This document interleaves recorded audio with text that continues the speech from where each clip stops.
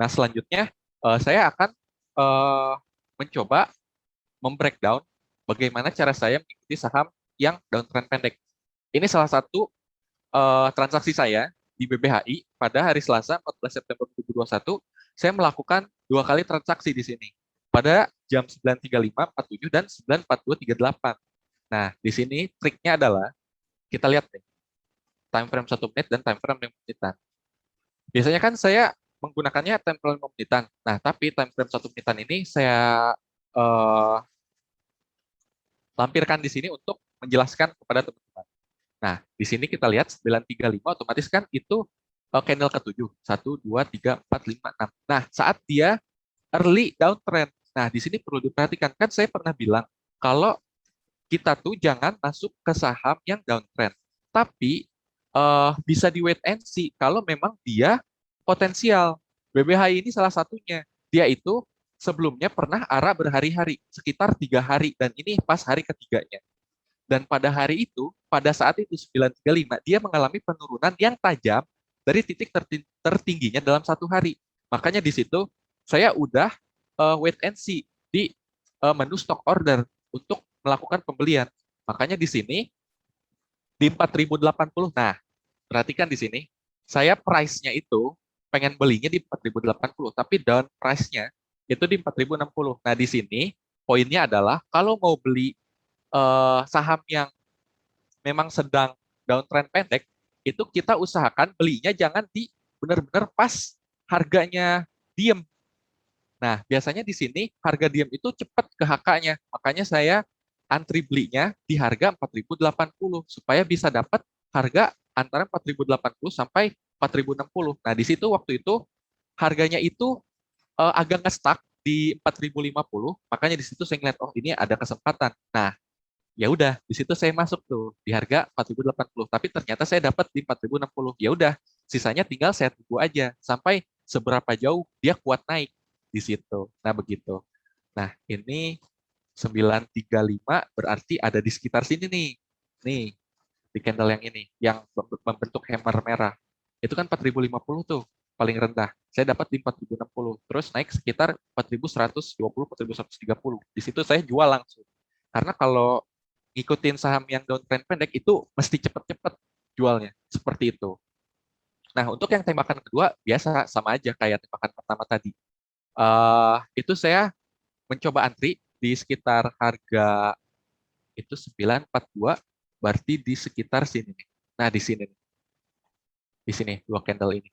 Di situ saya mencoba melihat bahwa dia harganya eh agak nge-stuck di 3820, 3830. Otomatis saya beli di 3830, naik sesaat, lihat 38 ke 44 itu berarti hanya sekitar 6 detik ya. Jadi ya secepat itu gitu untuk pergerakan harga yang sahamnya itu sedang downtrend pendek gitu. Kenapa? Nah, biasanya umumnya yang saya pelajari itu pada saat saham-saham ARA atau yang bisa dibilang sedang tinggi daya belinya oleh market, itu dia sedang dinilai seperti itu kalau dia turun tajam akan terjadi pantulan sesaat yang sedikit kuat. Nah, karena daya beli masih cukup besar gitu. Oleh karena itu, saya memutuskan beli BBAI pada saat. Nah, ini poinnya adalah dia berhenti beberapa detik pada harga tertentu. Makanya ini saya beli di 4060 dan 3830. Seperti itu untuk BBHI. Selanjutnya ada di laba, itu pada hari Kamis 16 September 2021. Itu saya beli di 943. Nah, ini perlu diperhatikan 943 ini agak jauh dari apa namanya? Candle 5 menitan. Jadi kan kalau saya bilang kalau mau beli itu di awal-awal candle 5 menitan. Nah, tapi ini di 43 kan. Kenapa? Karena ini saham yang downtrend pendek. Nah, bisa kita lihat untuk time frame hariannya, dia sudah ARB berhari-hari. Seperti saya bilang tadi, kalau saham yang ARB terus-terus itu masih ada kemungkinan dia mengalami pantulan. Entah itu kapan, tapi saya mantau gitu. Nah, dia memulai pantulan pertamanya pada hari tersebut, pada hari Kamis 16 September kemarin.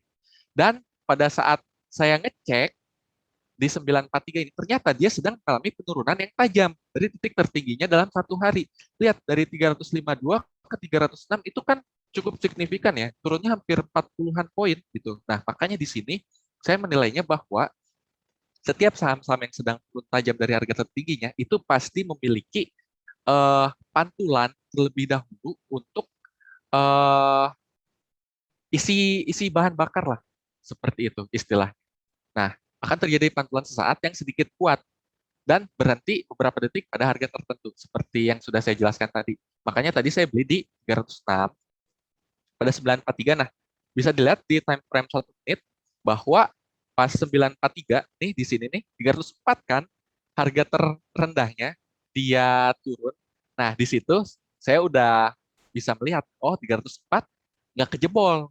Berarti itu support sangat kuatnya. Berarti saya bisa beli nih di 306 dengan asumsi seperti itu. Seperti itu. Dengan analisa seperti itu. Nah, makanya saya beli di 306 dan saya jual cepat aja di 310, di 308, 312. Karena seperti yang saya bilang, kalau saham yang sedang downtrend pendek itu dia seringnya cepat pergerakan harganya gitu.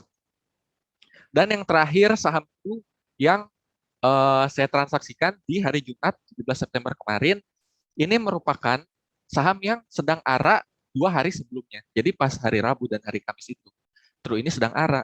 Otomatis saya menilainya, oh berarti dia sedang tinggi daya belinya. Saya masukkanlah dia ke watchlist recent stock view saya. Saya pantau pas pagi harinya. Dia sempat naik tuh ke 380. Ya kan, di sini di time frame 5 menit bisa dilihat. Nah, di sini saya mantau dulu. Saya biasanya tuh kayak hari sebelumnya pas hari Kamis itu saya langsung beli tuh. Karena bid offernya cantik. Bidnya bisa saya gunakan untuk ngehaki. Tapi pada hari Jumat kemarin bidnya itu tipis banget. Jadi saya di situ nggak berani haka. Nah, di sini saya wait and see nih untuk saham true pada hari Jumat. Dia karena sudah arah berhari-hari, lalu dia mengalami penurunan yang tajam dari titik tertingginya dalam 1 hari, itu otomatis saya pantau. Dan saya melihat waktu itu nih, lihat di candle pertama 5 menitan itu 318 kan, angka paling rendahnya. Saya berhasil dapat di 320 karena itu saya ngelihat bahwa 318 pada hari itu memiliki volume yang cukup tebal. Seingat saya waktu itu belasan ribu, sekitar 15, 14 ribu. Tapi sebelum-sebelumnya itu paling cuma 100, 200, 1000 paling banyak di angka dari 376 sampai 320-annya itu.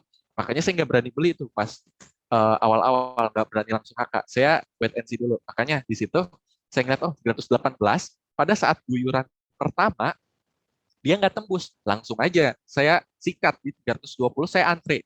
Dan dapat waktu itu tuh. Jadi dia pas guyuran pertama nggak kejebol, guyuran kedua juga nggak jebol. Otomatis saya dapat kan pas guyuran kedua di 320. Tapi di sini perlu diperhatikan bahwa memang setiap analisa yang saya lakukan nggak bakal sepenuhnya berhasil. Tapi di sini juga saya melakukan skema untuk cut loss saya, yaitu di angka 314 dan 316. Seperti itu. Nah, seperti tadilah akan terjadi pantulan sesaat yang sedikit kuat karena dia sedang mengalami penurunan dari titik tertingginya pada hari itu. Gitu. Nah, bid dengan volume yang besar tidak tertembus pada guyuran pertama, otomatis itu bisa dinilai sebagai support kuat pada transaksi pendek pada hari itu. Seperti itu kurang lebih untuk penjelasan saya mengenai pembedahan dari saham-saham yang sudah saya tradingkan. Jadi saya harap dari sini semoga teman-teman sahabat Mirai Aset sekalian itu bisa cukup terbayang bagaimana saya mengimplementasikan ilmu yang sudah saya sharingkan beberapa minggu ke belakang. Dan untuk closing statement dari saya di week 5 ini, trading itu harus tenang, teman-teman. Jangan tergesa-gesa dan juga jangan terbawa nafsu. Pokoknya jangan pernah takut ketinggalan, karena kesempatan baru itu akan selalu ada setiap hari. Kesempatan baru itu akan selalu ada di hari yang sama pun begitu gitu. Jadi kalau jam 9 kita nggak dapat, ya udah kita tunggu aja jam 10, jam 11, jam setengah 2 nanti. Itu pasti bakal ada kesempatan baru. Kalau nggak ada di hari tersebut ya kita tunggu di hari selanjutnya sambil menyiapkan trading plan kita.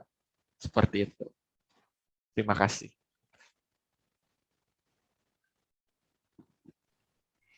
Baik, terima kasih Mas Iban untuk materinya. Jujur ya Mas Iban, saya iri banget. Kenapa kok untung terus gitu, hebat banget. Mas Iban, Baik. jujur karena apa saya melihat bahwa portofolionya jadi ya mungkin memang nggak setiap keputusan yang diambil tepat gitu ya, tapi memang Iya, kalau saya bisa simpulkan nih dari materi yang Mas Iban sampaikan begitu ya. Jadi ketika Mas Iban ambil, kemudian dia naik, Mas Iban langsung take profit begitu ya. Dan itu dalam waktu saya lihat 2 sampai 3 menit aja gitu ya Mas Iban. iya benar Bu. Karena eh, metode scalping sendiri kan memanfaatkan volatilitasnya yang tinggi. Nah, volatilitasnya yang tinggi ini tidak bisa selalu berpihak pada kita kan. Dia kan kita bisa menganalisa, namun tidak bisa menentukan pergerakan harganya gitu. Saat kita melakukan analisa dan membuat keputusan beli, itu kita harus menyiapkan kapan kita harus take profit dan kapan kita harus cut loss. Seperti itu sih Bu, saya menilainya. Berarti luar biasa nih Mas Iban, memang pantas cocok banget nih jadi mentor nih.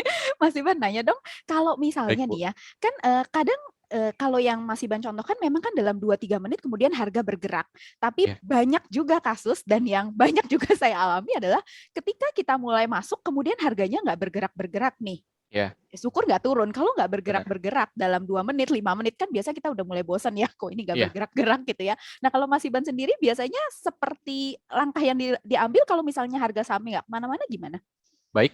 Ini untuk penjelasan ini akan saya sampaikan karena ini berdasarkan pengalaman pribadi saya.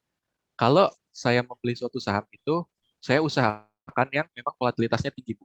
Jadi tidak yang sedang sideways, tidak yang sedang diam di tempat seperti itu. Saya membelinya yang memang sedang early uptrend atau sudah sudah mau habis masa-masa downtrendnya. Nah, kalau saya terdapat mendapati kesempatan pada saat saya beli, tapi sahamnya nggak naik-naik nih. Nah, biasanya di situ saya membuat keputusannya kalau sahamnya ini nggak naik dalam 15 sampai 30 detik itu otomatis saya langsung jual di harga kirinya. Seperti itu sih Bu saya biasanya.